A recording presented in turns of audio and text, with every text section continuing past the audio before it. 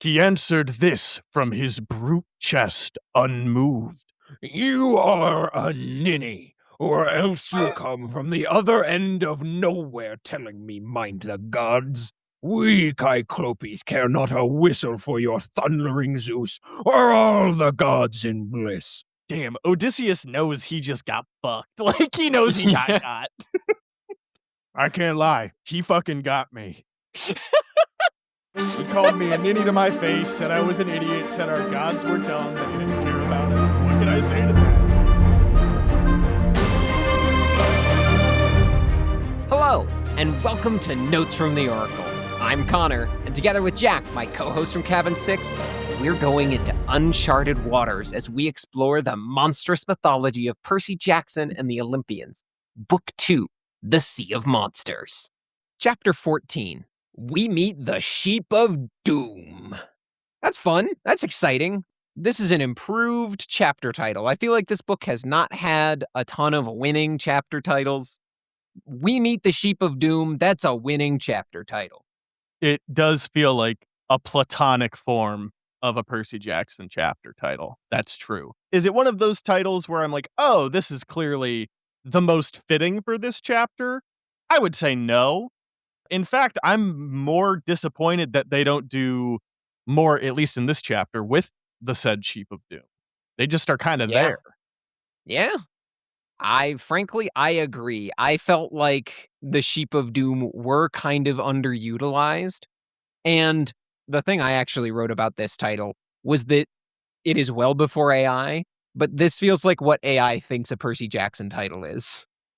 Ooh, yeah. I don't know if that's damning or it lends itself more to my point that it's like the platonic form of a title. I was meaning it in a way that, like, it is the platonic ideal. It's not got a lot of juice, but it does feel like a Percy Jackson title. Mm-hmm. That's very fair. And Connor, I'll be honest. I feel like we should lead with this because we were talking a little bit about it before we started recording. Chapter title that I feel like had led me to have greater expectations than we actually received. I actually thought this chapter was kind of fucking boring. Dude, I agree. I fully agree. I got to the end of this chapter and I was like, huh, not a lot really happens. Yeah. Like, ironically, not a lot of meat on these bones. Is that ironic or did the sheep eat it all? Phenomenal point. I'm glad that we agree on that. And again, you mentioned something that I definitely resonated with, again, prior to recording, which was I almost felt a little insecure. Like, am I missing something? I don't Yeah. have a lot of notes. I don't have a lot of substance here. I don't have anything where I'm like, oh, I gotta flag this with Connor so we can really dig into it. It was me highlighting to remind myself of this happened, then this happened, then this happened. A couple points where I was like, that was kind of funny. And Yep. then I turned the page and I was like, oh, I guess that's the end of the chapter. Yeah. Oh, that's it? We did it. Oh, all right. Which is so just off the top disappointing because you would Mhm. think this would be one of the most exciting chapters for several reasons. Reasons that we will get into in a bit. So Yes. I think that is enough preamble, unless you have more that you would like to add. I was just going to start by saying, I think before we get into it, let's give a little bit of context, just for anyone who may have missed last episode, which you shouldn't have. Go listen to it. But for anyone who might not be caught up or who needs a little reminder, we're just sailing past the sirens and we've arrived here at Polyphemus' island. And I only bring that up because I think part of why you and I are feeling the way we're feeling is this is supposed to be entering the climax of the novel. We are getting to the point where our big bad is quite literally in sight. We are reaching the location of the object we've been searching for. And I know we don't want to just compare this to The Lightning Thief because that's not fair to it. But around this point in The Lightning Thief, we were getting one or two more chapters before we entered the underworld and doing a little bit of stuff in the underworld. And I think that little bit of stuff in the underworld felt more like proper rising action before we got to the climax of meeting Hades. This feels like it's trying to do that, like, we're still on our way, but because Polyphemus is right there and we're on the island and we can see the fleece, to me, that's where I feel like it loses some of that energy, as it feels like, man, I wanna do cool climax stuff, and we're just kinda, like, meandering around for a little bit first. Yeah, I think you actually raised something that I didn't consider, which is I don't want to see Polyphemus yet. I don't wanna see the fleece yet. Maybe if it's like, sparkling atop a hill or whatever in the distance, they're like, "Oh, there it is." Like, it's within sight, but not within reach. That'd be Mhm. one thing. I almost want this chapter to be them just braving this magical super jungle and all of the crazy shit that presumably is on it. But we don't get that.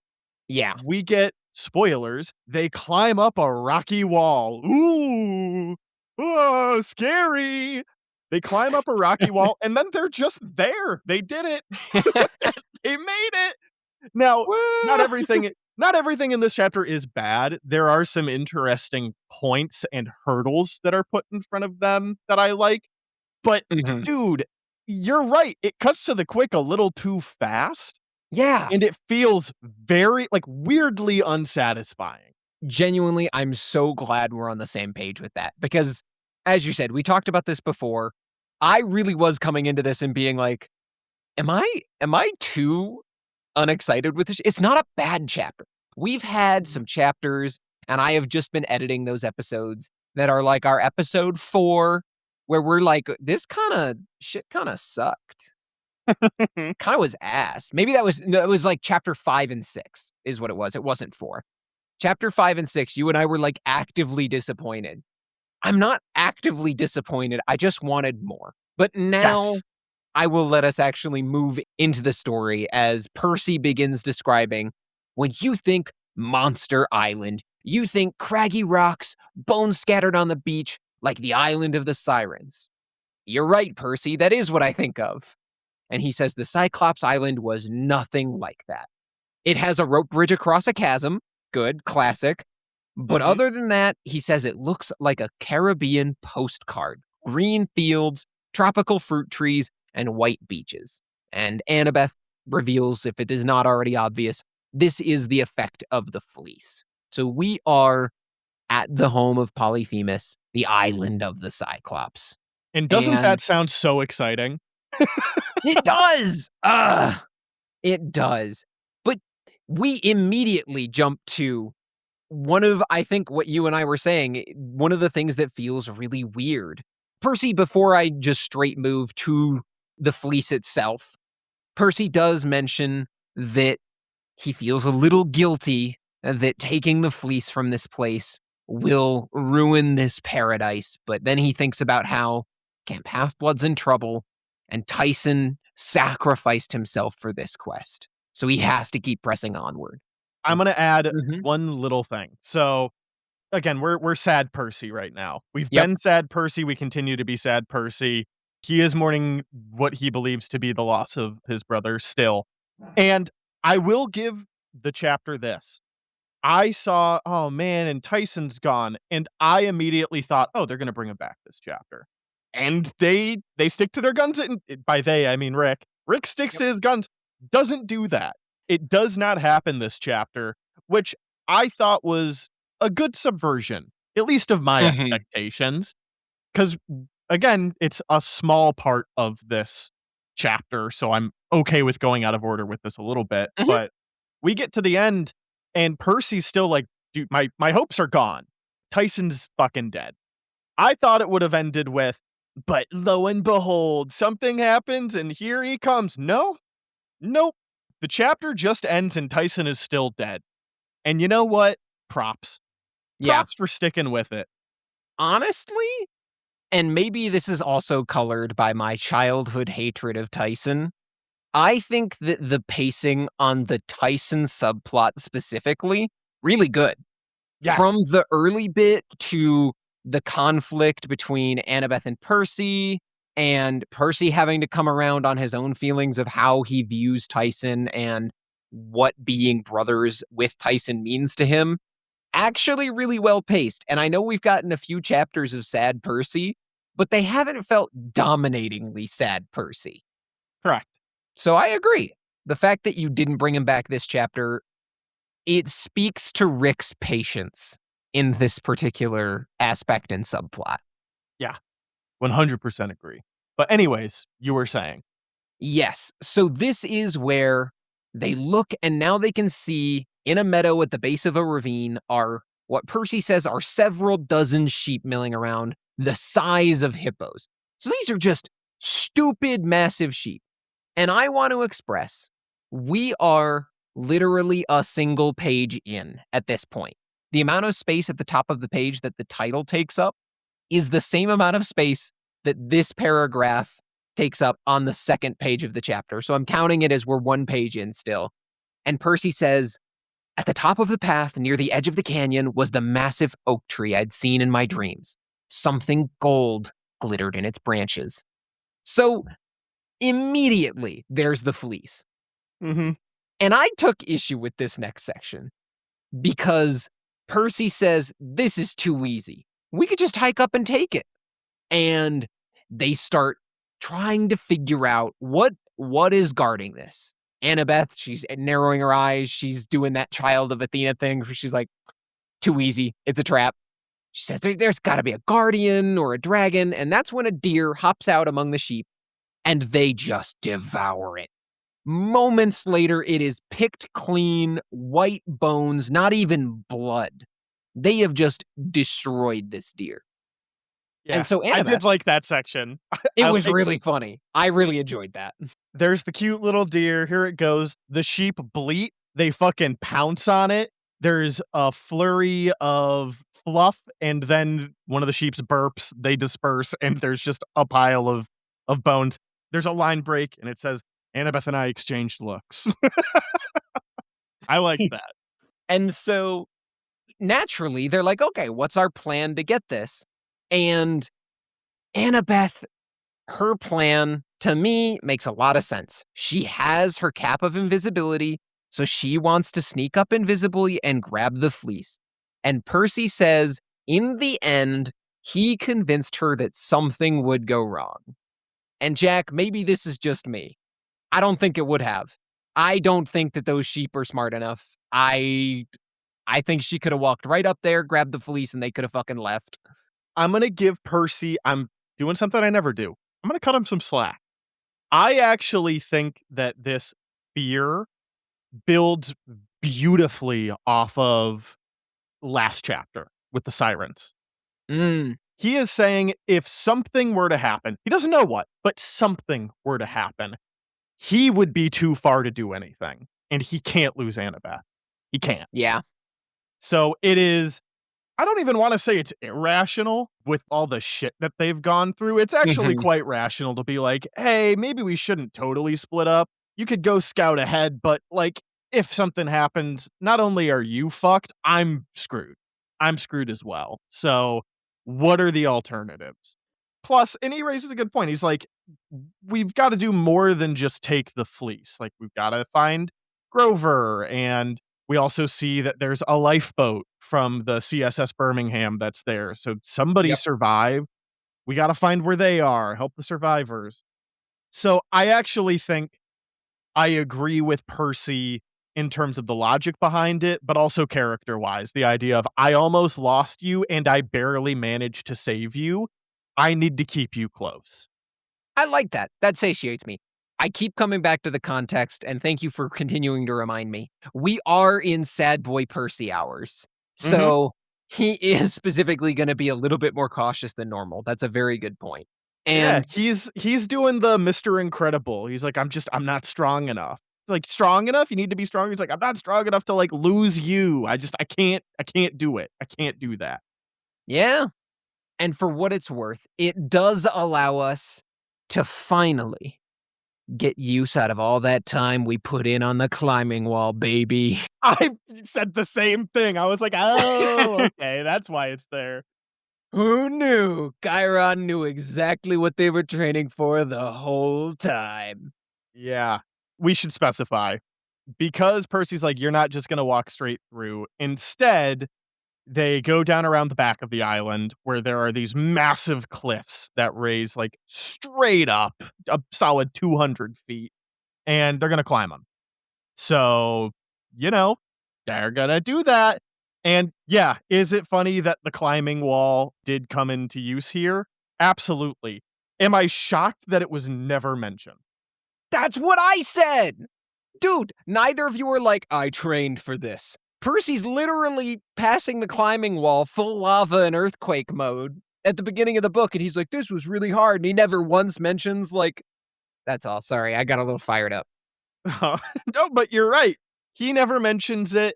And I'll be honest, as funny as some of this is, the whole thing is pretty lame. It's literally just them climbing up a wall and them almost dying because they keep almost slipping. And that's it. But they do it. So, that's cool.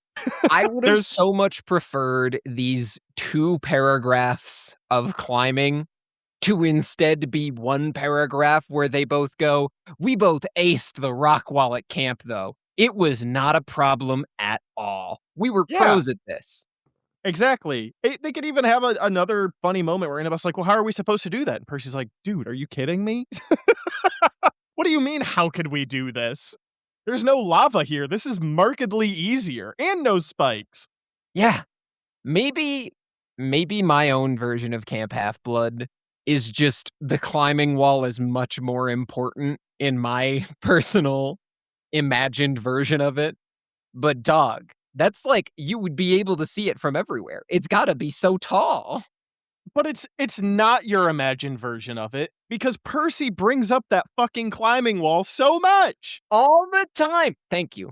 I feel validated, Jack. I'm glad Good. I'm not the only one that was like, "Why is this a challenge? Y'all." Like, Yeah, there's some funny little back and forths.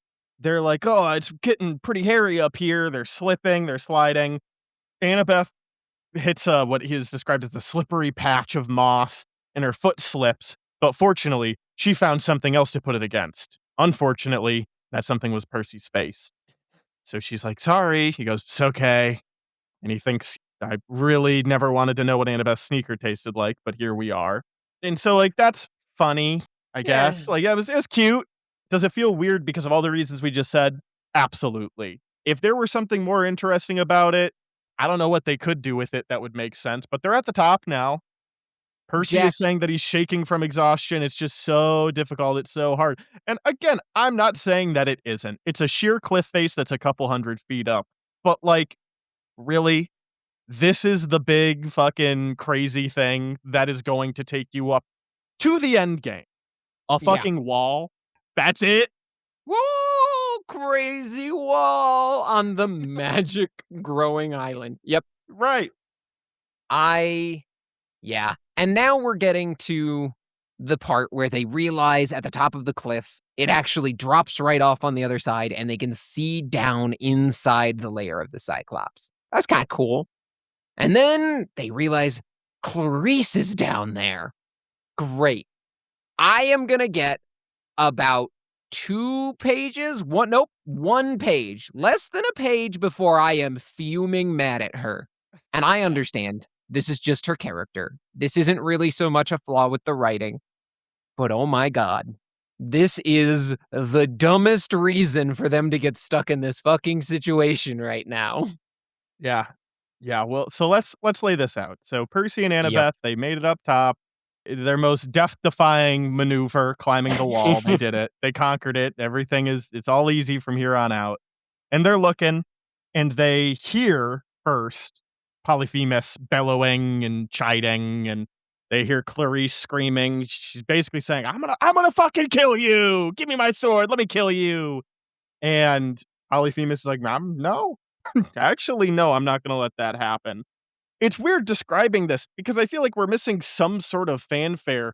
Grover's there. We see Grover again. Everything's right here.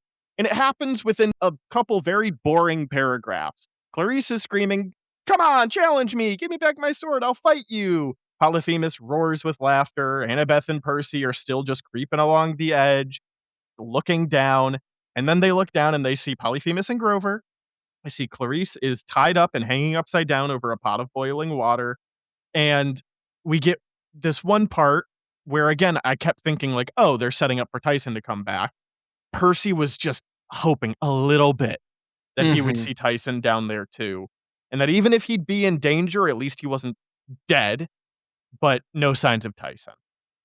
And Polyphemus is, "Oh, what eat loudmouth girl now or wait for wedding feast? What does my bride think?"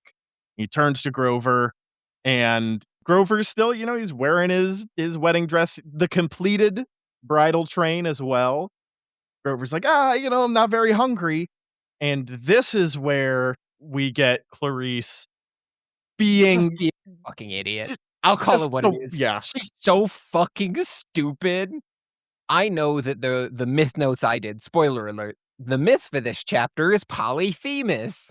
Who would have So thought? I have just read a book of the Odyssey that's all about being clever, heroes Mhm, being clever. And there are a lot of Greek heroes who do clever things. So my expectation is that they should be thinking on their feet. They should be thinking, oh, part of being a Greek hero is doing the smart thing. But instead, Clarisse says, "Did you say bride? Who, Grover?" And Annabeth is muttering, "Shut up, shut up, shut up, shut up. Please shut the fuck up." mhm. Polyphemus, "What Grover?" "The satyr!" Clarisse yelled. And then Grover goes, "Oh, the poor thing's brain is boiling from that hot water. Pull her down, dear."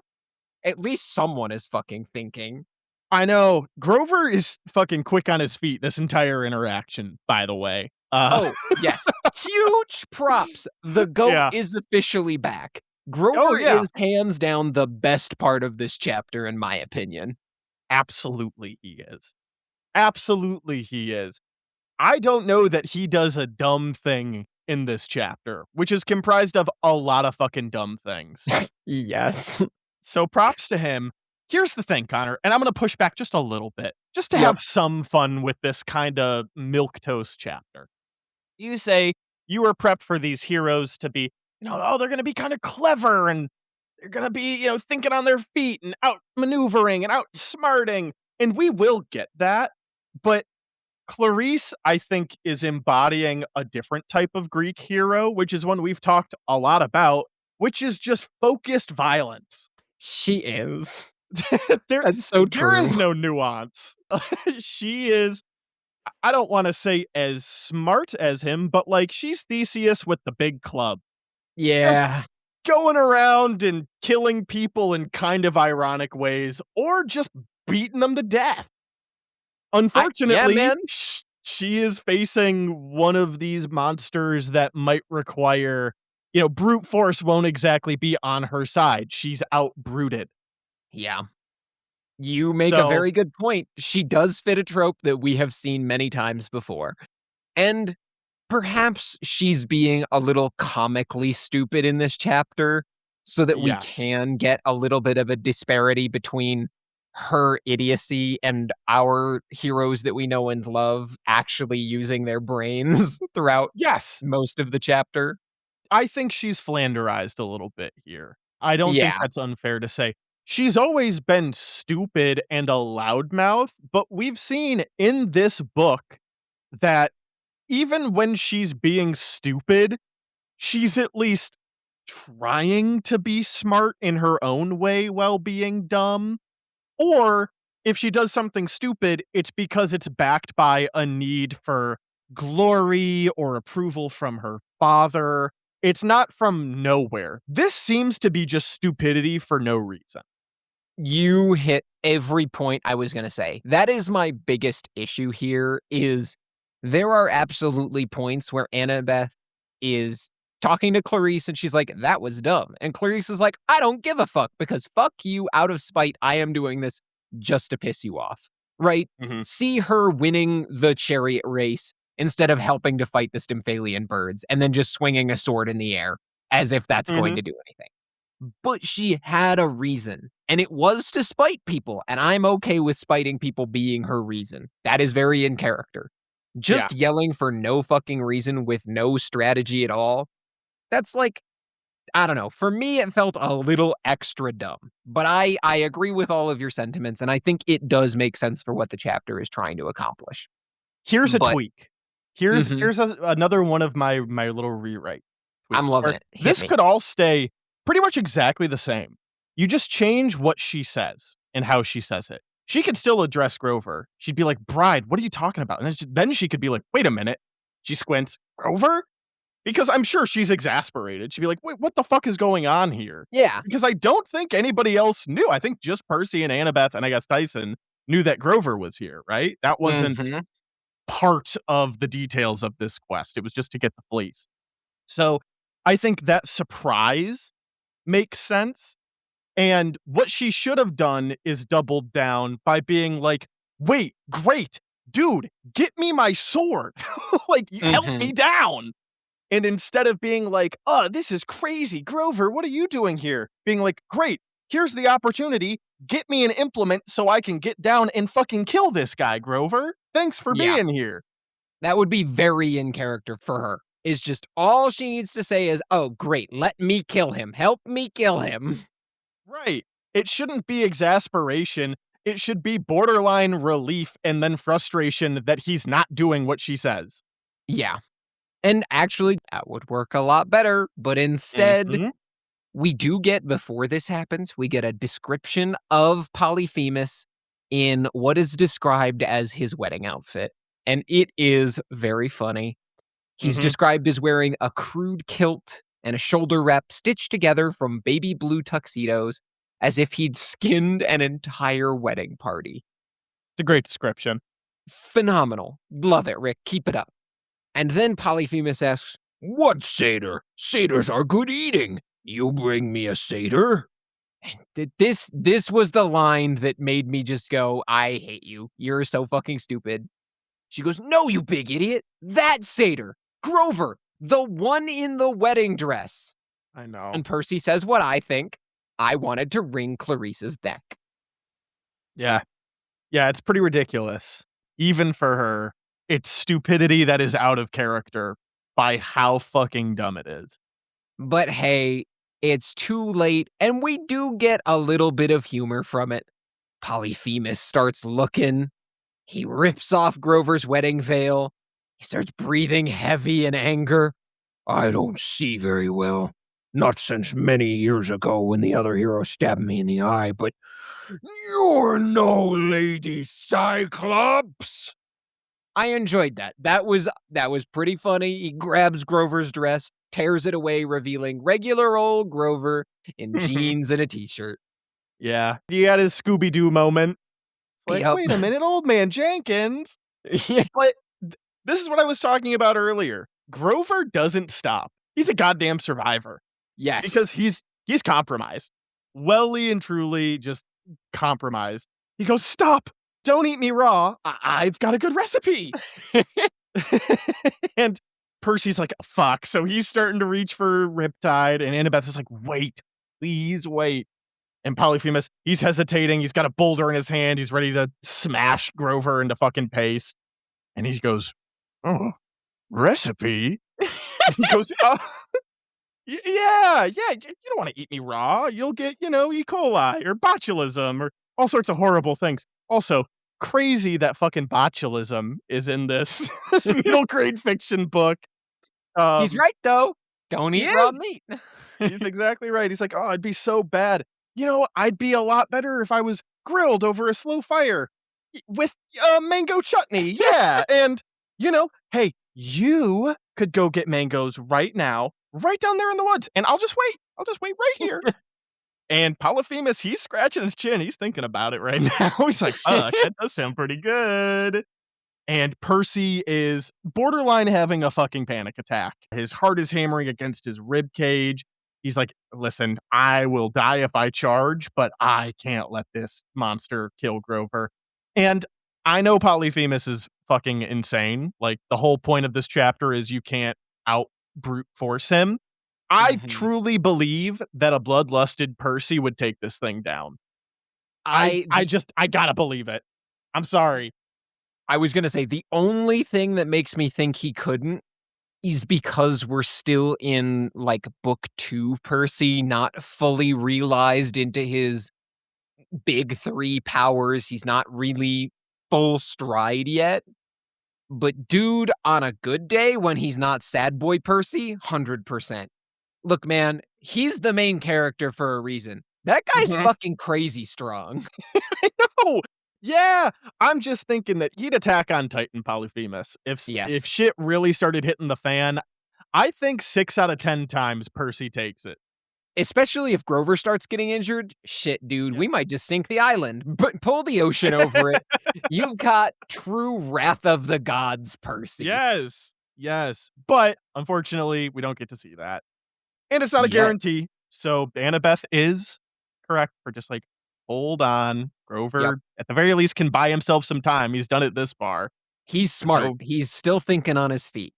yes! And so Polyphemus is thinking, he's like, "Grilled satyr with mango chutney." And Polyphemus, he's musing. He looks back at Clarisse still hanging over the boiling water. He goes, "You a satyr too?" And Clarisse says, "No, you piece of shit." He says, "I'm a girl, the daughter of Ares. Now untie me so I can rip your arms off." And Polyphemus goes, "Rip my arms off?" He's like mocking her. "Rip my arms off, huh?" He's like, "Yeah, and Yeah, then stuff them down your throat." He just goes, "You got spunk." I did really enjoy that. Mhm.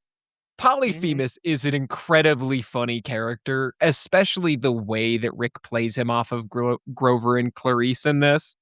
Clarisse is an idiot, and we're doing a little bit of an idiot plot because of her, but him just being this bumbling fool wrestling with Grover and Clarisse in this verbal battle of wits, very funny, very Yeah. entertaining. Yes. Well, here's the thing. This interaction, it's gonna lead to some stuff. The implications, we're not gonna get into.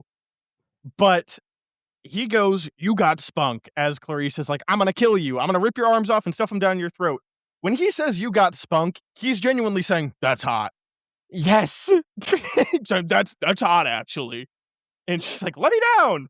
And so Polyphemus, he grabs Grover. I like the description, like Grover were a wayward puppy, just snatches him by the scruff. Hold Goes, on to "Hmm, that. Just a quick note, hold on to that idea of if he were a wayward puppy. Please continue. okay. Just have to graze sheep now. Wedding postponed until tonight. Then we'll eat Seder for the main course." And Grover goes, boy, but you're still getting married? Who's the bride?" And Polyphemus looks toward the boiling pot, and Clarisse, her 2 fucking brain cells rub against each other, finally sparking a fucking synapse. She goes, "Oh, no, you can't be serious. I'm not." And is it funny? Yes. For everybody's sake, I am I'm not gonna dive deeper into it. Just not. Yep. But it's Here, crazy. It's dangerous no matter what. Something bad's gonna happen. the only bit that I will dive deeper is that this yet again does remind me of the satyr play Yes. Cyclops and Mhm. further reinforces that that must have been some of the inspiration for Rick pulling all of this. Just, Mhm. there's no way he hasn't read that and went, "That's funny as hell. I'm gonna use that." Yeah. Totally agree, totally get it. But anyways, Polyphemus, he's going back, he picks Clarisse off the rope like she were a ripe apple, and just tosses her and Grover into the cave. Just whips them into the cave. Goes, "Make yourself comfortable. I come back at sundown for big event." And the Cyclops starts whistling, which led to a mixed flock of goats and sheep. These ones much smaller than the man-eaters. Still large, but smaller. They flood out of the cave all the way past their master, and they head out to pasture. And Hooray. yeah, hooray, he's got to tend the flock. And as they're going to pasture, Polyphemus is patting some on the back, and he's calling them by names. Beltbuster, Tammany, Lockhart. Connor, are these references to something?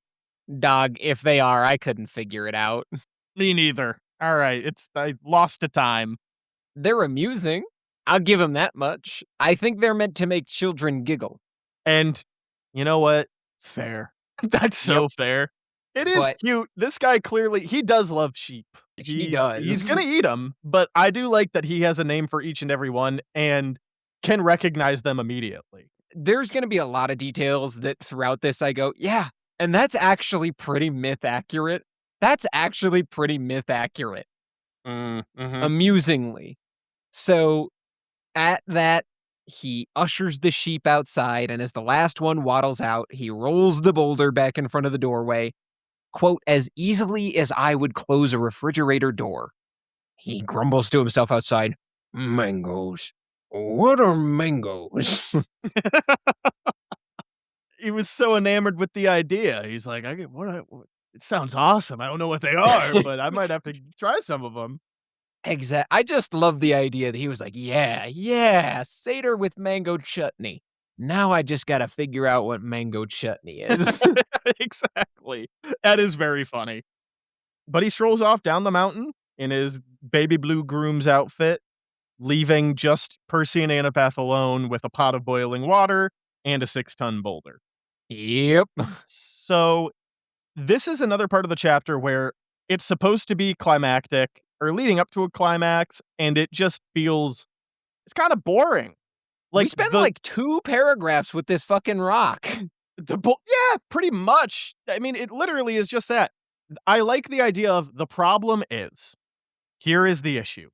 We can't move the boulder, and we need to get Grover and Clarisse out, which means we have to have Polyphemus be the one to willingly or unwillingly or somehow move the rock. Mhm. That alone, I actually find a very interesting set piece. I think Yep. that as a problem to solve is interesting. Yeah. And I think they go an interesting way with it. But again, you hit it. Why the fuck are we talking about this boulder for like 2 paragraphs, dude? It's so long. And after what is like nearly a full page, trickery, Annabeth decided. We can't beat him by force, so we'll have to use trickery. Yeah, that's like the whole point. You guys did read the Odyssey, right? That's Annabeth Odysseus is your favorite hero? You're sure about that? Well, yeah, that's why she says it with such conviction. Such She's like, conviction, "Yep, she decides after they have been trying to move the boulder for, quote, what seemed like hours. yeah. Hey, dude, I don't Yep, know. I don't know." exactly. It's okay, though, because now Percy, ever the good questioner, says, okay, what trick? Annabeth, I haven't figured out that part yet. Great. She, just as you identified, Polyphemus has to move the rock to let the sheep inside. Percy, now we've got a timeline. We've got some interesting stuff going on here. Percy says, okay, at sunset, which is when he'll marry Clarisse and have Grover for dinner. Sure, now we've got a time. We have to figure out our plan before sunset. And they do figure out a plan. Another one that is very mythologically accurate, though this one they call right out. They decide that Percy is going to ride in on the underbelly of a sheep. Annabeth turns invisible. He clings on to the wool beneath one of the rather large sheep. Percy says it's actually not as hard as he thought it would be. He's pretty small. He's crawled under a car to change his mom's oil before, and this wasn't too different, and the sheep doesn't seem to give a shit. So, Yeah. couldn't I be. did like he says he felt like a baby wallaby. That Just was very clinging cute. on. All the sheep stuff is very funny and or cute. Rick always describes them as like they waddle from here to there. They're just kind of mindlessly grazing. They'll bleat every now and again. Percy will talk to them sometimes, be like, "Hey man, sorry that I'm grabbing onto your underside like this." Yeah. Uh it's just it's cute. It's cute and I like it. The sheep are just silly little guys, even the They ones are that eat people. yeah, genuinely, yeah. You're Like, 100% correct with that. and like, I think that's why it honestly works better for me not knowing what the names are when he's just like, Hassenpfeffer, Einstein, Widget. Hey there, Widget, putting on some extra mutton there. Like, it's just so silly. I love the stupid little sheep and how endearing they are. I know, they're just goofy, and Polyphemus is done tending his flock. He says, "Oi, goaty, sheepies!" And dutifully, they begin trudging back up the slopes. Annabeth's like, "This is it." She goes dark. She puts on her hat. She's invisible. Yep. And Percy is silently praying to the gods, saying, if this works, he is going to have to declare Annabeth a genius. And his little sheep taxi, as it's described, just starts plodding up the hill, slowly but surely, steadfast. And he's gripping onto the wool even tighter, and because of that, Widget starts to grumble a little bit, like it's a little uncomfortable, and Percy's like, "Listen, I can't blame it. If somebody were hanging on to my underside while I was climbing up a steep cliff, I'd probably be a little upset too. I couldn't fall off. That'd be the end. I'd be That cooked, would be literally." bad. And so this is when he's like, "Oh, Widget, you're getting a little big there, fella." And Percy thinks, "I'm dead. I'm dead. You saw me." But he doesn't. Polyphemus just laughs very heartily. He swats the sheep on the butt, pushing it forward a bit. And he's like, "Go on, fatty. Soon Polyphemus will eat you for breakfast." And there you go. He made it into the cave. He did it. I do love that also just confirms that absolutely he fucking eats these sheep. They are his itty bitty little babies right up until their fucking dinner. He appreciates them because they sustain him. I actually think that's kind of beautiful. I get it. I just find it worth pointing out. I was going to say, well, the door's open, which is great. Percy is now inside. He is still holding on. He is waiting, wants to make sure that Annabeth is able to pull off her distraction. And as the Cyclops is about to roll the stone back into place, somewhere just outside, again, she's invisible, Annabeth starts shouting, "Hey, ugly!" And Classic. Polyphemus stiffens. Yep, he goes, "Who said that?" Good question. And Annabeth yells back, "Nobody! It's a return! It's a return of nobody!" And it got an immediate reaction, and it's the exact reaction she was hoping for. Polyphemus, immediately red with rage, whips around, says, "Nobody! I remember you!" Annabeth, pretty good line here. "You're too stupid to remember anybody, much less nobody." And she's rage baiting him, and it Yeah, good works. plan, honestly. I Yeah. get it. And Percy's like, "God, Annabeth, please, I need you to serpentine. I need you to be moving where you're at." Because Polyphemus, he can't see, but he sure can hear. And he is starting to grab the nearest boulder, which was his front door, the massive 6-ton one, and just fucking whips it towards Annabeth's voice. And so the door's gone. Hooray! That's even better than they expected. Polyphemus is saying, "I'm gonna fucking kill you. I'm gonna kill you, nobody. Yep, Come pretty back! much. Come on!" And she's still taunting, "You can't kill nobody, you stupid oaf. Come and find me." And so Polyphemus just starts fucking barreling down the hill toward her voice. Now, again, mythologically accurate, invoking nobody, all that stuff. I would once again like to remind everybody, Annabeth is the bravest fucking person in the universe Yes. because outside of spiders, Cyclops are, like, the biggest fear that she has, and the worst of them all is now making a fucking beeline towards her. Just barreling. And as you mentioned, throwing 6-ton boulders. Yep. And she's keeping her cool. She's still talking that shit and staying alive, so props to her. Huge props to Annabeth. But as you mentioned, he has now hucked the front door. And so Percy notes in his frenzy to find his old enemy, he forgot about resealing the cave entrance, which is perfect. Percy can drop off of Widget. He pats him on the head, and I love this. He apologizes for making his life harder. And then he starts searching. And Percy notes that even though he had had many dreams about this place, it's like a maze. It's filled with corridors littered with bones, rooms full of sheepskin rugs and life-size cement sheep that he recognizes as the work of Medusa, which is so funny that Polyphemus is like in there like, I would like order of 3 sheep, please. Yeah, I know. I loved that little piece of it's not only a callback, but again, I love how it intertwines the world. The idea of, yeah, Gods and monsters also have commerce. There's Yeah, he's business. making orders from Auntie M's Garden Gnome Emporium. Uh-huh. I wonder if he's disappointed. He's, like, still waiting on an order. We're supposed to have 3 more rams. This is very bad service. I know. Was long-time customer. No more. God, that's silly.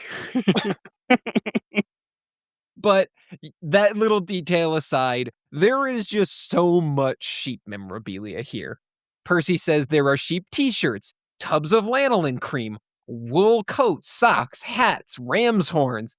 And finally, he finds the spinning room, which is where Grover's been weaving and unweaving his bridal train over and over. And he finds Grover huddled in the corner trying to cut Clarisse's bonds with a pair of safety scissors. Yeah, it's a futile task, but he's trying. Again, Grover is the best in this chapter. He is doing whatever he can that's in his power to make things better. He really is. And Man, I love Grover. yeah, Clarisse is, it's no good. The rope is like iron. And she's like, just come on, just a few more minutes, just a few more minutes. And Clarisse is exasperated now. She cries out, Grover, you've been working at it for hours.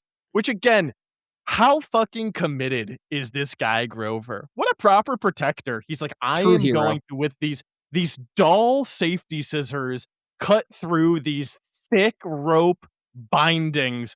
Even if there's no way I get through it, I can't stop. I can't stop. I have nothing to add. He truly is the GOAT. Say no Mhm. more.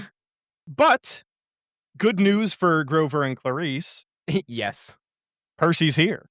They see him. Percy shows up. He's there. Clarisse goes, Percy? You're supposed to be blown up. Percy goes, yeah, good to see you too. Now hold still while I. And Grover goes, Percy! And fucking tackles like a linebacker into Percy. Goes, you heard me. You came. And Percy says, yeah, buddy, don't worry. Of course I came. I'm here now. Brief Which, pause. That uh might be my favorite part of the chapter. Just oh, that, yeah. yeah, of course I came. Their bond of friendship, it just fills me inside with good feelings, and it makes me so Mhm. happy. But from there, Grover asking all the right questions. Where's Annabeth? Percy. And I loved this. Percy says there's no time to talk. And yet, he still manages to answer the question. Where's Annabeth? Outside, I said, but there's no time to talk. Clarisse, hold still. And with one swift slice, he cuts her free from the ropes. She stands, rubs her wrists for a moment, and then grumbles, thanks. Percy, of course, at this point, still desperate for any news of Tyson, asks, was anyone else on your lifeboat? Clarisse looks surprised and shakes her head. No, just me. Everybody else aboard the Birmingham, well, I didn't even know you guys made it out. So now Percy is yet again just crushed. But there's Mhm. no time for that. He can be sad boy hours later because an explosion echoes through the cave, followed by a scream that told them they might be too late. It was Annabeth crying out in fear. And what happens next, Connor? What happens next? I Things are guess we'll finally have to getting find out. exciting. I know, right? Yeah, that's my point. That's it. That's the That's chapter. it. I mean, Connor, you and I talk a lot. This is, I think, the fastest that we have ever gotten through an actual chapter Yeah. analysis. It's ridiculous. Dog, I kept looking at the timer and I was like, oh no, this is concerningly short. No, I know, especially after I'm pretty sure the last 2 chapters we spent easily like 2.5 hours on. Some of the fucking longest recordings we've ever done. Backed into, all right, less than an hour and we're done with the chapter. No, and like maybe that's good. Maybe that shows that we're, I don't know. I was gonna say maybe it's giving us breathing room, but dude, I don't want breathing room right now. Yeah. Again, we're supposed to be building, but that's it. The Shit, most dog. exciting parts of this chapter were, I guess, climbing up a wall, watching Grover be smart, which was cool, watching Clarisse be a fucking brain dead idiot, which was not cool, and then fucking around with the sheep, and then we did it. We got Clarisse and Grover. I'm exasperated. I really am. Reading it was one thing where I was like, huh, that's weird. But now that we've talked about it, I'm even more shocked. Like, I there's actually, really yeah, nothing. I'm coming out of this chapter liking it less than when I read it and went, oh, it was okay, but it was short. Now I'm like, wow, there's like maybe 4 paragraphs of substance in that entire chapter. And it's a pretty Uh-huh. short chapter, but it could be shorter. There's Yes. Yeah. so little of value in there. I know, and it's so disappointing because I feel like maybe I'm wrong, but I feel like this book has done a really good job when it comes to the more action-oriented chapters. Yeah, So I this agree. feels like it's kind of a step in the wrong direction or just a bit out of character compared to everything else we've read. It's just weird. It's just a weird chapter, man. I don't know what else to say. What really gets me about this chapter is it's not bad. You and I can meander and talk for hours about a bad chapter. Mhm. It's just an empty chapter. Yeah. Like, there's not even a lot to be mad at here outside of, as you mentioned, yeah, Clarisse is a fucking idiot. But outside of that, it's fine. It's just not that full, not that Mhm. interesting. It has some humor. And in many ways, it feels like Rick maybe that's what it was. Maybe Rick knew that the last couple chapters were pretty intense, and so he was like, I don't know, I'm gonna make stupid jokes all this chapter. Have fun, guys. I guess he could have done both though. Like, dude, we were riding that momentum. Oh, We're riding 100%. that momentum, and I was so in it. And now it just grinded to a halt, which happened once before in this book. Yes. Where it's like, dude, you were doing so good, and you're able to coast a bit and kind of ease up a little bit. But again, now is not the time. Now's perhaps the worst time in the story to do that. Triple down, dude. Yes. Make us sweat by the end of this. I want to be exhausted. Yeah, man. I'm right there with you. Bring the Hydra back. Bring back another monster donut that randomly exists on this island. Or Polyphemus is their biggest customer. dude, we are in a tropical island in the middle of the Sea of Monsters. There's gotta be so much nonsense out in the forest. There could Mm-hmm. have been nonsense on the fucking cliff face too. Like, oh, we do that, but we saw like the vines were alive and they were trying to eat us. Like, I don't need everything to be exactly from, oh, that's from a myth. This is the one chance, so far at least, where I feel like Rick could have Mm-hmm. just done generic fantasy stuff and would have gotten a Regular old pass. man-eating plants. Yes. Yup. Yeah, dude. Well, I think you and I could continue to sit and spin our wheels here for Okay. a while. But Mhm. I've got some interesting, some good Polyphemus content, Jack. You want some Great. good Polyphemus content? Yeah.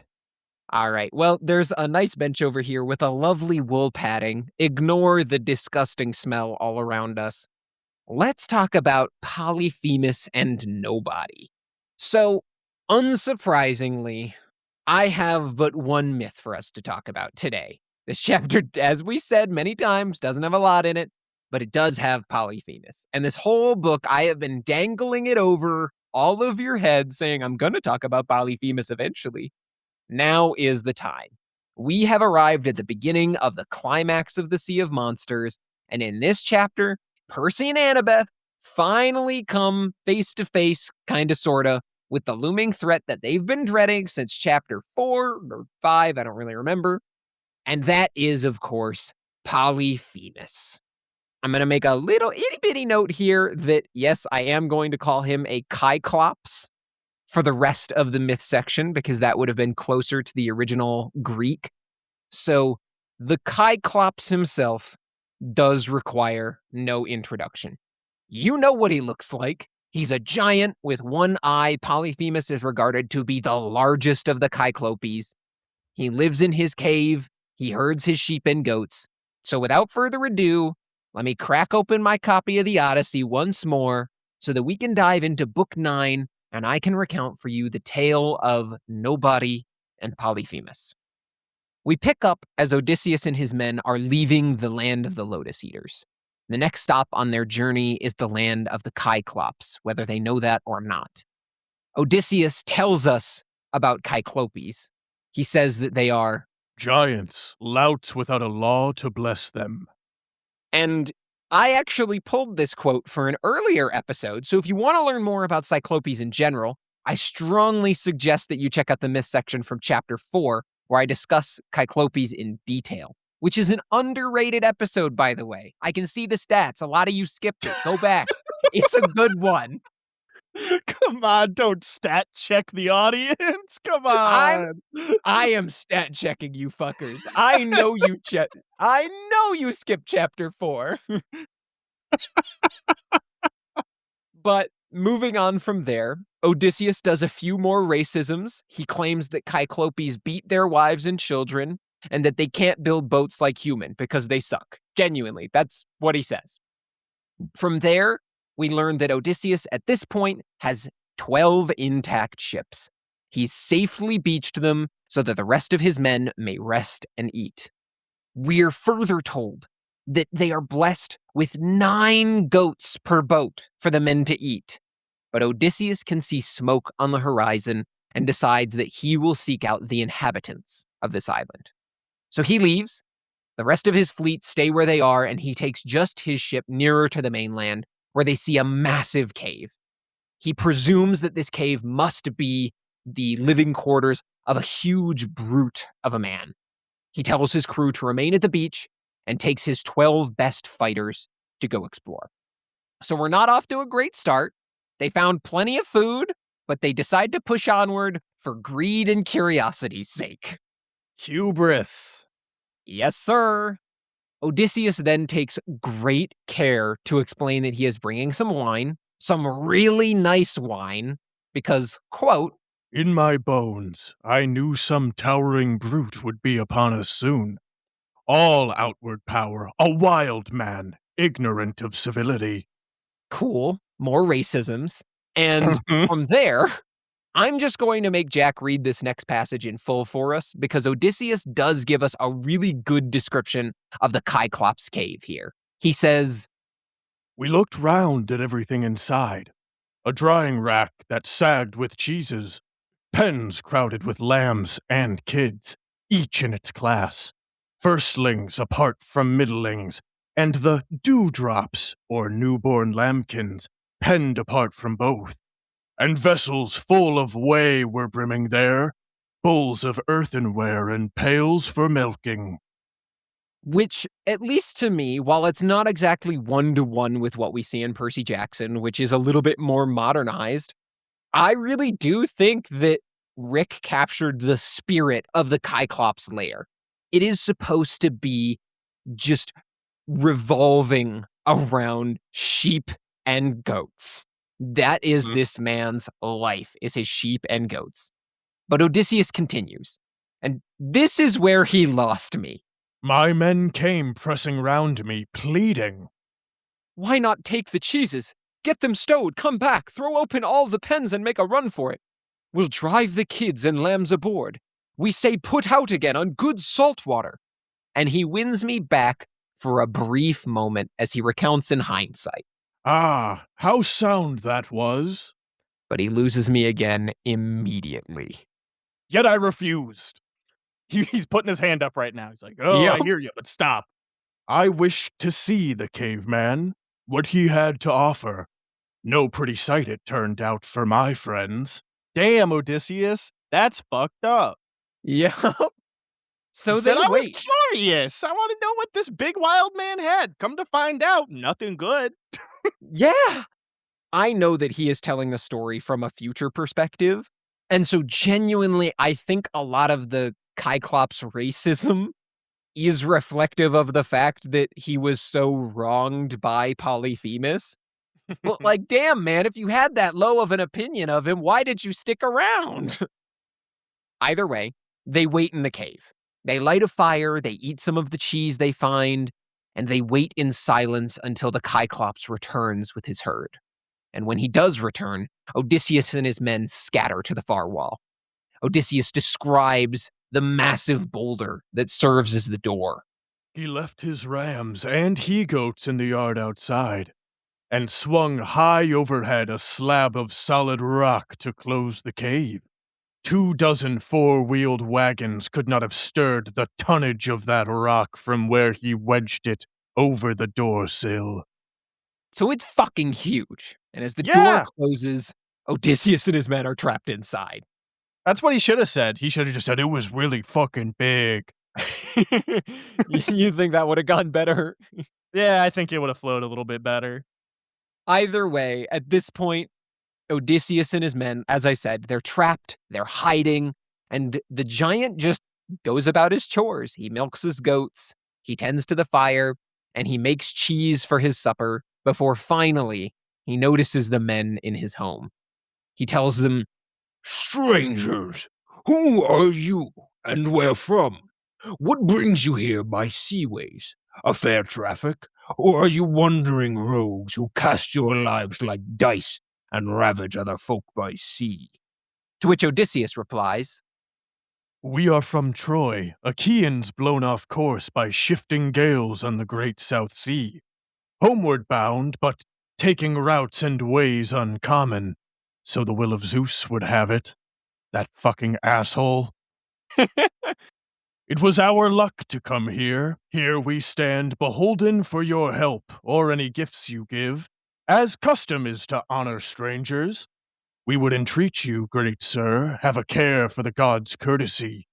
Zeus will avenge the unoffending guest. He answered this from his brute chest, unmoved. You are a ninny, or else you come from the other end of nowhere telling me mind the gods. We Cyclopes care not a whistle for your thundering Zeus, or all the gods in bliss. I would not let you go for fear of Zeus, you or your friends, unless I had a whim to. That's crazy. What a crazy comeback. You ninny. Dude, I gotta start saying that. Jack, I always love when there are little lines where I'm like, I gotta add this. Jack's gonna like this. I just knew that a giant Cyclops calling Odysseus a ninny would tickle you. Bro, unfortunately, Odysseus is usually the guy that's kind of on it. Like, I'm sure he's telling these stories mostly truthfully, but I feel Yep. like he hypes himself up a lot. This is the Absolutely. first time where I'm like, damn, Odysseus knows he just got fucked. Like, he knows he got got. I can't lie. He fucking got me. He called me a ninny to my face, said I was an idiot, said our gods were dumb, that he didn't care about him, and what can I say to that? Oh, God. Well, Odysseus at this point, he is, as you've noted, he realizes the dire situation he has gotten his crew into, and the Cyclops responds by asking, where did you leave your ship? And so Odysseus, thinking quickly, lies to the Cyclops. My ship, Poseidon Lord, who sets the earth a-tremble, broke it up on the rocks at your land's end. A wind from seaward served him, drove us there. We are survivors, these good men and I. Neither reply nor pity came from him, but in one stride he clutched at my companions and caught two in his hands like squirming puppies to beat their brains out, spattering the floor. Hey, just like Grover. I guess except beating their brains out. But Yeah, the but puppy he thing. does That's beat them that up like pin. puppies. That's that pin. All right. I wanted to make note of that. I caught that. Yep. So he bashes their fucking skulls in. Yep. Then he dismembered them and made his meal, gaping and crunching like a mountain lion. Everything. Innards, flesh, and marrow bones. Jesus Christ, that escalated very quickly. Yes. We cried aloud, lifting our hands to Zeus, powerless, looking at this, appalled. But Cyclops went on filling his belly with man-flesh and great pulps of whey, then lay down like a mast among his sheep. My heart beat high now at the chance of action, and drawing the sharp sword from my hip, I went along his flank to stab him where the midriff pulled the liver. He went for the kill shot, like, immediately. Also, very similar to how Percy was talking and feeling. Mm-hmm. I had touched the spot when sudden fear stayed me. If I killed him, we perished there as well, for we could never move his ponderous doorway slab aside. So we were left to groan and wait for morning. That is like 1-to-1, dude. I'm glad you caught that. For all it's worth, and for all my gripes with this chapter being kinda boring, I think part of why I found it boring is the Odyssey just kinda does it better. Yeah, It's dude. incredibly mythologically accurate, which you all know I appreciate. But, like, damn, when the source material's cooking, and the source material's You cooking. got it. Yeah, no, this is great so far. So, morning comes. The Cyclops tends to his chores once more before eating another 2 of Odysseus's men for breakfast before tending to his flock in the field. This time, he's careful to shut the door and trap the men inside, and Odysseus takes this time to pray to Athena and make a plan. And in case you thought I just kind of grazed over that kills 2 more men, we get the one really brutal fucking description of how these people are battered, beaten, and consumed the one time, and every other time it's just like, yep, he killed 2 more guys. You can probably guess how. Yeah, you get the idea. It's fucking horrifying. And But so on and so forth. so Odysseus now explains his plan. They do a little bit of a time skip, and he notes all of the things that they have put together and done. They found a large club or a staff made of the trunk of a young olive tree being left to season. Odysseus and his men cut it into a 6-foot-long section and carve the end to a point with their swords. They then take the point and brace it in a fire to harden it. They hide the newly made spear, and Odysseus allows his men to draw lots to see which 4 would join him in spearing the Cyclops' eye when he had gone to sleep later that night. Odysseus notes that luck was on his side as the 4 strongest men, the ones he would have chosen, win the toss. Then the Cyclops returns. He goes about his chores and eats 2 more of Odysseus's men, leaving him now with 6 of the 12 he brought to this cave. At this, Odysseus tells us that his moment was at hand. He steps forward to speak with Polyphemus once more. Cyclops, try some wine. Here's liquor to wash down your scraps of men. Taste it and see the kind of drink we carried under our planks. I meant it for an offering if you would help us home. But you are a mad, unbearable, bloody monster. After this, will any other traveler come to see you? As if he fucking cares. Sure, man. I know, dude. He's literally treating you like snacks. He's going Yeah. about he's busy vacuuming and dusting, eating 1 or 2 of you, and then going about his day. He doesn't care about you. Exactly. And so the Cyclops takes the bowl of wine, drinks it in one gulp before replying, Give me another, thank you kindly. Tell me, how are you called? I will make a gift that will please you. Even Cyclopes know the wine grapes grow out of grassland and loam in heaven's rain. But here's a bit of nectar and ambrosia. And so Odysseus pours him 3 more bowls to make sure that the Cyclops is getting real drunk before he answers the giant's question. Cyclops, you ask my honorable name. Remember the gift you promised me, and I shall tell you. My name is Nobody. Mother, father, and friends. Everyone calls me Nobody. And so nobody is introduced to the story. The Cyclops then tells him that the noble gift he has given is that he shall eat nobody's friends first and save him for last. But at this point, Odysseus doesn't care. He's focused on other things. He notes that Polyphemus has begun to sway and hiccup in his drunkenness before sleep finally takes him, as it does all drunken creatures. Odysseus takes the opportunity. He spurs on his men with battle talk, and they heat the spear over the fire once more, readying it for the Cyclops. Straight forward they sprinted, lifted it, and rammed it deep in his crater eye. I leaned on it, turning it as a shipwright turns a drill in planking. So with our band, we bored that great eye socket while blood ran out around the red-hot bar.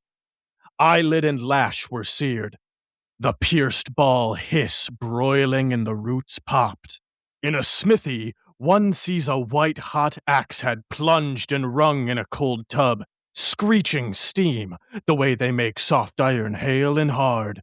Just so that eyeball hissed around the spike. The Cyclops bellowed and the rock roared around him, and we fell back in feet. Clawing his face, he tugged the bloody spike out of his eye, threw it away, and his wild hands went groping. Then he set up a howl for Cyclopes who lived in caves on windy peaks nearby.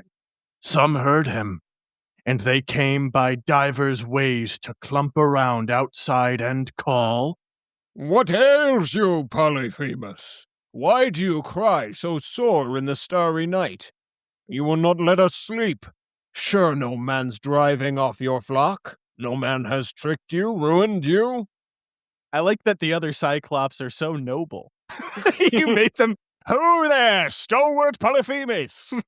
I needed What a ails different you? booming deep voice. I just love it. Like the idea Polyphemus is just this fucking brute, and the others are like, "Ah, yes, we're quite civilized, you know." Out of the cave, the mammoth Polyphemus roared in answer. Nobody! Nobody's tricked me! Nobody's ruined me! To this rough shout, they made a sage reply. Ah, well, if nobody has played you foul there in your lonely bed, we are no use in pain given by great Zeus. Let it be to your father, Poseidon Lord, to whom you pray. So saying, they trailed away, and I was filled with laughter to see how, like a charm, the name deceived them. Well done, Odysseus. He is clever. Honestly, one of the most clever things in fiction. It's goated. It's really good. And so, knowing that victory is nearly at hand, Odysseus now begins concocting the next part of his plan: escape. He waits, he ponders, and eventually he tells us that an idea came to him. For himself and each of his men, he tied 3 rams together. They slung a man under the middle ram so that the outside rams would protect each of them, and they waited until morning. Polyphemus swears to the large sheep that Odysseus rides beneath that nobody will not get out alive. But as the sheep go out to pasture, Odysseus and his men drop from their rides and return to the ship.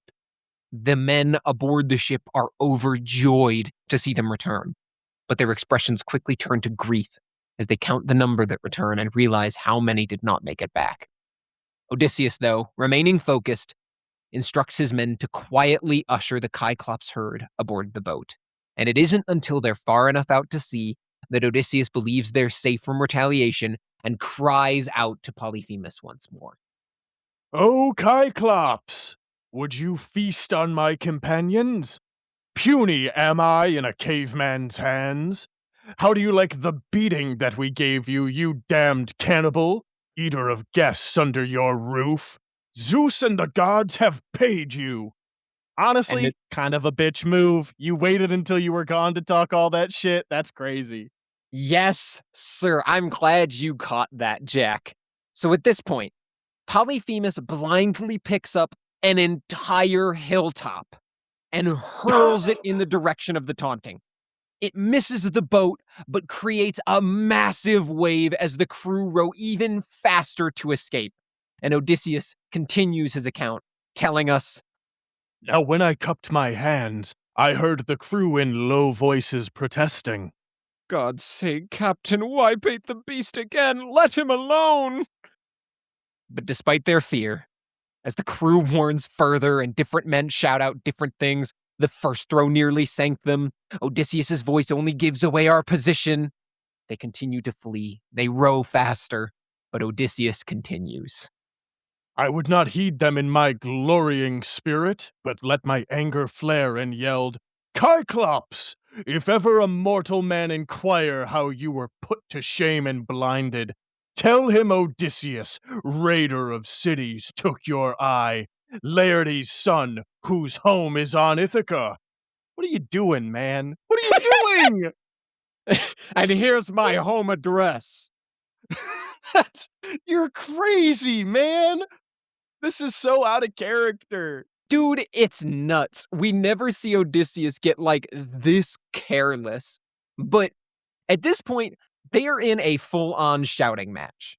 And during this, I was actually really surprised by a detail in Polyphemus's retort. I must have just glossed over this whenever I had read the Odyssey in the past, but the Cyclops calls back and says that a wizard, Telemos, son of Eurymos, foretold that Polyphemus would lose his eye at Odysseus's hands. But he had always thought that Odysseus would be a giant with an army of giants that he would have battled. And that's why he didn't think that Odysseus was Odysseus. Interesting. He also shouts that as Poseidon's son, he believes his godly father will heal the wound given to him by Odysseus, which is a neat little detail because it explains why perhaps he is slightly healed by the time of Percy Jackson, which is just kind of a fun tie-in. But Odysseus, still deep in the shouting match, angrily replies, If I could take your life, I would, and take your time away, and hurl you down to hell. The god of earthquake could not heal you there. And perhaps it was this final fuck you from Odysseus that pushed Polyphemus over the edge, or perhaps he always would have made this final prayer to Poseidon. But, damning Odysseus, Polyphemus prays to his father. Oh, hear me, Lord, blue girder of the islands. If I am thine indeed, and thou art father, grant that Odysseus, raider of cities, never see his home. Laertes' son, I mean, who kept his hall on Ithaca. Should destiny intend that he shall see his roof again, among his family in his fatherland, far be that day, and dark the years between. Let him lose all companions, and return under strange sail to bitter days at home. And Odysseus continues the story. This is an ominous and sad next line, Connor. Yeah. In these words he prayed, and the god heard him. Yikes. Yeah, Odysseus, talking all that shit got you screwed, dude. Come on! Sure did. And so not long after that, they stop to feast. They divvy the spoils of the Cyclops herd. They split the livestock among the ships, during which time the crew decides to give Odysseus the largest, choicest ram, a gift for their victory against the Cyclops and for the feast that they have been able to enjoy. Odysseus slays the ram by the seaside and burns a large offering of the ram's thigh bones for Zeus. But as he tells the story many years later, he knows what became of his crew and their journey. So he leaves us with this. Zeus disdained my offering. Destruction for my ships he had in store, and death for those who sailed them, my companions. Oh. Maybe it's because you pissed on hospitality, Odysseus. And that is the story of Polyphemus and nobody. Oof. Yeah! So, remember when I said I feel like Percy could take him? If it's this guy, maybe not. He lifted a whole hilltop, the whole thing, The and threw it whole out to hilltop. sea. Yeah. I Dude. I take it back. Percy, you're not that guy. You're not that guy. It's a good thing you didn't do any of that. I really enjoyed reading this myth and putting it together. There's not a lot of insight here, guys. As I mentioned, Polyphemus is truly just a character in a story. He's not a grand deity that is told and retold story after story of how they created this and that. He's a big fucking monster that eats people and is meant to just make Odysseus look like a fucking fool. Even when Odysseus is smart and winning against Polyphemus, he still fucks it up. This is Odysseus's greatest moment of hubris, and he pays dearly for it. Yeah, I'm shocked at how nonchalant Polyphemus was for most of it too. He simply was just I mean, he's a monster, but he was really just a guy kinda living his life, you know? Like, "Love me sheep, love my wine, simple as, not much more." And He then these fucking reminds assholes come in, steal his stuff, and then say, "Hey, why don't you give us things?" Yeah. He reminds me of Loki from Avengers when he says, "Does an ant concern itself with a boot?" Wouldn't it be just the Polyphemus boot is concern the boot. itself with an ant? Yeah, something like that. Something I don't about boot remember and the ants. line. Okay. I was gonna say, I feel like an ant would be quite worried about a boot personally. You get the gist. I'm To just saying, I'm just Polyphemus, saying. these people are not people. They're tiny little livestock critters. They're fun little livestock critters that can talk, but it's like you said, they're juicy little snacks to him. Yeah. He's like, "Who are you guys? Are you guys, like, bad people?" I like he leads with that too. He's like, "Are you lost or are you legitimately here for bad reasons?" And honestly, all evidence points to they're here for bad reasons. They took his shit. Mhm. Yeah, that's a wild story. Is this near the beginning of the Odyssey? Is this what, like, sets everything off to be, like, properly horrible? Pretty much. So, Ah, that explains it. Okay. this is book 9.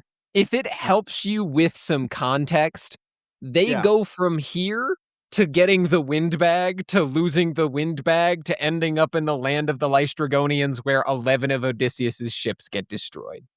Gotcha. Okay. This really is what sets things from bad to fucking terrible. Mhm. Okay. Understood. I guess that helps characterize Odysseus a little bit more then. I'm sure at this point he's still frustrated, and now it's cathartic. He's talking all sorts of shit. And then after this, he stops. He stops 'cause he's like, "Oh, oh god, don't celebrate until you're sure. You're well assured that victory has been had. Not at hand, but we've got it." Dude, he learned his lesson. Why do you think he stayed up for those 9 days and nights? Like, you guys Right. can't open that bag. We gotta get home. I could see it. That giant man prayed to his dad that we were all gonna die. It's not gonna happen. We're almost there. Worst of all, Zeus is still really mad at us guys. He didn't accept the ram leg. Uh-huh. But we know how that ends. It is all for naught. And if it gives you additional context, this happens right before the moment when Odysseus is like, shit, maybe I'll kill myself. Yeah, okay. That's helpful. That's helpful for me. It really does round everything out. Oh man, the Odyssey supercut is gonna go so hard. Mhm. Oh, it absolutely is. Oh, I Well, dread Connor, making that. this but it'll be so worth it. I appreciate you ending this with a good chunk of myth. That was fun.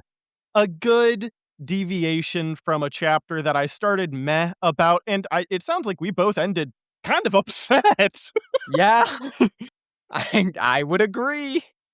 I think we both it's so funny because we were talking just a little bit before the episode, and we're like, "Okay, we're starting to air our thoughts." And we were both like, "Yeah, I'm kinda ho-hum. It was a little boring, but it was okay." By the end of it, I was like, "This was not okay. This was lame." Mhm. I'm just thinking about this chapter tier list, and the more I'm festering, the more I'm thinking this might be near bottom 3. I don't think there's no way it's in my bottom 2, I don't think, but it might be in my bottom 3. But hey, here's hoping that next chapter is better, right? That's true. Optimism? Well, I don't know. This title concerns me. It says that nobody's gonna get the fleece. That would be sad. Nobody wins? Guess we're gonna have to see what happens next time. I guess we are. I guess we'll see you all then. See ya. Thanks for listening. If you enjoyed this podcast and want to support our content, please be sure to leave a review, share with your friends, and follow us on all your favorite podcast platforms. Until next time, this has been Notes from the Oracle.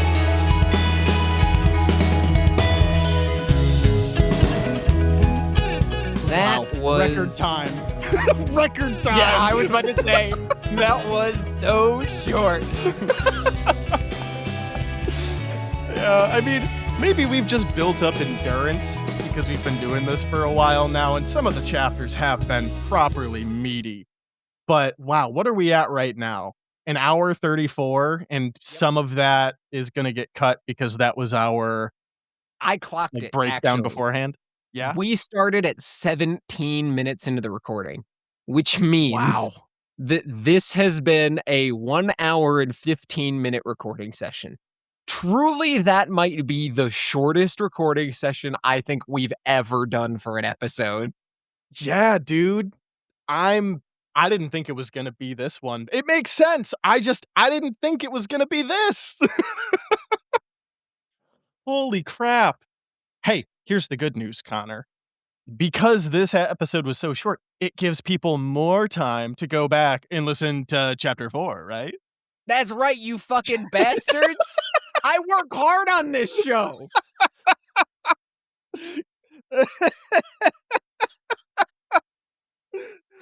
Yeah, but, maybe chapter 4 is just kinda sucked. What chapter was that even? Hold on, It's let's see. Colchis Bulls! It's the Colchis Bull fight. It's actually, like, I was kinda proud of that Mm. myth. It was fun. We talked about Cyclops. Maybe it's a hidden gem. And Connor, Oh, here's the man. cool thing. Think about it this way. We've done Okay. enough of these now that we can have hidden gem underappreciated episodes. That's a great take, Jack. And I do wanna make it clear for anyone who's still listening, I'm not actually mad, y'all. I get it. I don't think the stats reflect, like, our core viewership. I love and appreciate anyone who takes the time out of their day to listen to us ramble. And frankly, if I'm being so honest, Jack, I bet people might appreciate a break from the really long actually, that's not true. I specifically know at least 1 or 2 members of our audience who are like, "I like the longer episodes." So, this one's not for you, and I apologize. Oh, Lord. Oof. The nice thing about Mm, next chapter is it is another one myth chapter, which is a little sad, but we're gonna do the Golden Fleece in full, in proper, and I'm very excited to finally dive into that one. yeah, dude. And, it just means that we've got more content to milk, and that's what it's all about. So true, so true. I did genuinely debate if Nereids had come up in this chapter. I was like, would I do them and Polyphemus? I think I might have, but fuck you guys, they didn't come up, so you don't get them. And you know what? They don't deserve for it to be this chapter. We've built them up so much now for it to be this. That feels wrong. Book two's too early. Book two's too early. It's book 2. You're not even. This book isn't even early. I've just meant this chapter because it was kind of. Oh, man. Shit, man. Well, it really was kind of an empty chapter. I don't really have that much more to say. I think we could call it there. Hit the stop I button. think so. Yeah. Damn.